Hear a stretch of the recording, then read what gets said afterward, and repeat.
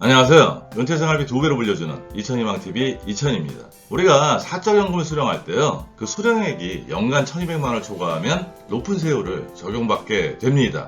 하지만 최근 정치권에서요, 이 기준을 좀 높이자는 법률 개정안이 잇따라 나오고 있습니다. 오늘은 그 내용에 대해서 한번 살펴보겠습니다. 먼저 올해 4월에요, 국민의힘 이인선 의원이요, 이 기준을 1200만원에서 2400만원으로 상향 추진하는 법률 개정안을 냈습니다. 작년까지는요, 연간 1200만원 초과하면 전액이 종합소득 과세 대상이 됐는데요, 법률 개정이 작년에 좀 이루어져서요, 올해부터는 종합소득 과세나 아니면 16.5%의 분리과세 중에 유리한 거를 선택할 수 있게 바뀌었습니다. 5월 9일에는요, 더불어민주당 김태년 의원이요, 이인선 의원보다는 기준이 좀 낮지만요, 그 기준을 1200만원에서 1400만원 높이고요, 1400만원 초과 2400만원까지는 지방소득세 포함해서 11%, 2400만원 초과분에 대해서는 16.5%로 분리과세하는 법률 개정안을 냈습니다. 여당이든 야당이든 간에 지금 기준이 좀 낮다는 거는 좀 인식하고요,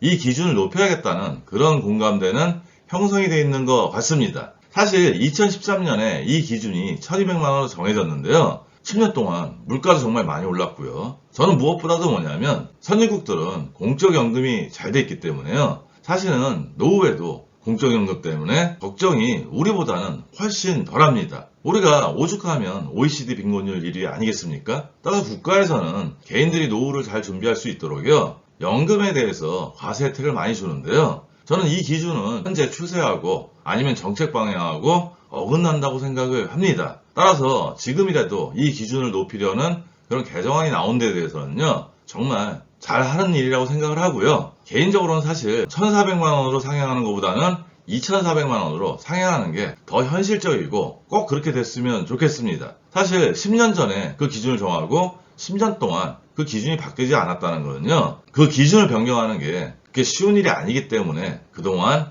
올리지 않았다고 생각을 합니다. 따라서 이번에 한번 법률 개정안이 되면요, 또 상당히 오랜 시간 동안 이 기준이 변하지 않을 거기 때문에요, 이번에 여당이든 야당이든 이 기준을 상향하겠다는 공감대가 형성된 만큼요, 꼭 한 2400만원까지 좀 상향이 됐으면 합니다. 제가 강의를 하다 보면요, 가끔 사적연금 대상이 되는 거 그리고 안 되는 거에 대해서 좀 혼란스러워 하시는 경우가 많습니다. 그래서 제가 한번 정리해 드리겠습니다. 먼저 국민연금이나 공무원연금, 사학연금, 군인연금은 사적연금이 아니고 공적연금이기 때문에 해당되지 않습니다. 퇴직연금은요, 일단 원금에 대해서는 해당되지 않습니다. 그 운용수익에 대해서는, 즉 퇴직연금 원금을 갖고 우리가 상품에 투자하죠. 거기서 수익이 생기면 그 수익에 대해서는 사적연금 수령 대상이 됩니다. 우리가 DC형 퇴직연금 같은 경우는요, 개인적으로 추가로 불입을 할 수가 있습니다. 이때 추가로 불입하는 금액은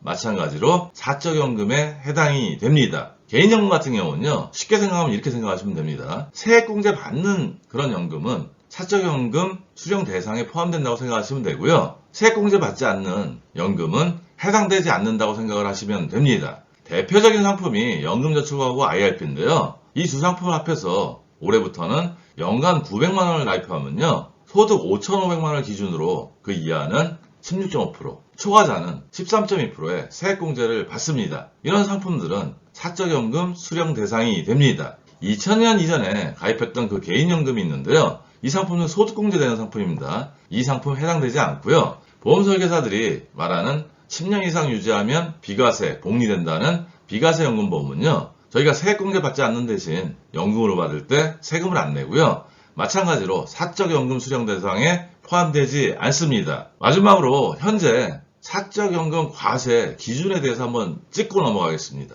일단 사적연금 연금 수령액이요, 1200만원을 초과하면요, 즉 예를 들어서 1300만원이라면 초과된 100만원이 아니고요, 1300만원 전액이 연금소득세가 아니라 다른 소득, 즉 사업소득, 이자소득, 배당소득, 근로소득, 연금소득, 기타 소득에 더해서요, 종합소득세, 즉 6.6%에서 49.5%로 과세되거나요, 또는 16.5%의 분리과세 중에 유리한 걸 선택할 수가 있습니다. 사실 종합소득과세가 무조건 불리한 건 아니고요, 만약에 사적연금 소득만 있다면요, 종합소득과세가 더 세율이 낮을 수도 있습니다. 하지만 대부분의 경우 사적연금 소득 말고 다른 소득이 있기 때문에요, 대다수는 현재 기준으로는 16.5%의 분리과세를 선택하는 게 유리하고요.